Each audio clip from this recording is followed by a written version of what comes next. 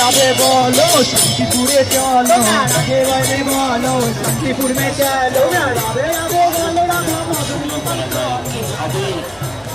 दर्शक समागम घटाনো যায় সেই নিয়ে তৎকালীন সময়ে চিন্তিত হয়ে পড়ে বিভিন্ন এই গোস্বামী বাড়ি বিগ্রহ বাড়ির মানুষেরা। তারা ভাবেন যে আমরা যে ভাঙানা শুরু করলাম তার জন্য হারিয়ে যাচ্ছে কেন, কি ফিরিয়ে আনতে হবে। সেই ভাঙারাসের শোভাযাত্রার যে আকর্ষণ তাকে আবারও আমাদের পুনরুদ্ধার করতে হবে। তখন তারা